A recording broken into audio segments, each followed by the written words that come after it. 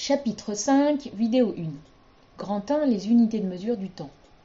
Petit 1, les différentes unités de mesure du temps. Définition. La mesure du temps entre deux instants, un instant initial et un instant final, ça s'appelle la durée. Les unités de durée sont le jour, qui est égal à 24 heures, l'heure, qui est égale à 60 minutes, la minute, qui est égale à 60 secondes.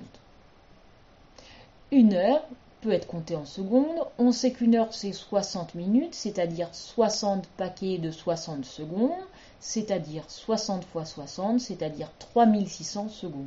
Une heure, c'est 3600 secondes. Les autres unités de durée sont la semaine, 7 jours, le mois, qui peut faire 28 ou 29 jours, ou 31 jours. Un an fait 365 jours la plupart du temps et parfois 366 jours. Un siècle, c'est 100 ans. Un millénaire, 1000 ans, c'est-à-dire 10 siècles. Petit 2, conversion. Nous voulons ici convertir 5 heures et 27 minutes en minutes.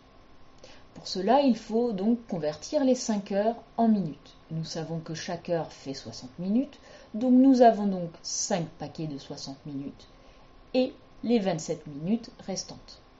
Cela nous donne 300 minutes pour les 5 heures, à qui on ajoute les 27 minutes, c'est-à-dire 327 minutes.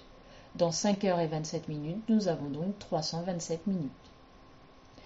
Maintenant, convertissons en secondes 2 heures, 47 minutes et 53 secondes.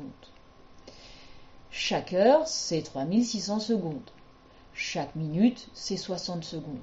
Nous allons donc faire 2 fois 3600 secondes, plus 47 paquets de 60 secondes, plus 53 secondes. Cela nous donne 7200 secondes dans les 2 heures, 2820 secondes dans les 47 minutes, et enfin les 63 secondes de départ. Nous obtenons 10 073 secondes dans 2 heures, 47 minutes et 53 secondes.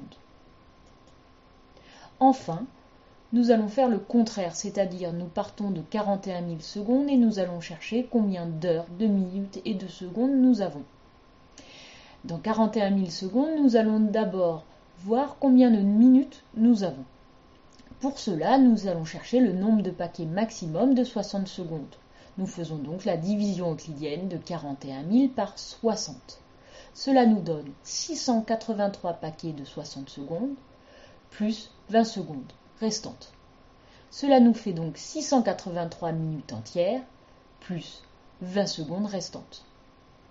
Maintenant, nous allons chercher dans 683 minutes combien de paquets d'heures nous avons, c'est-à-dire combien de paquets de 60 minutes nous avons.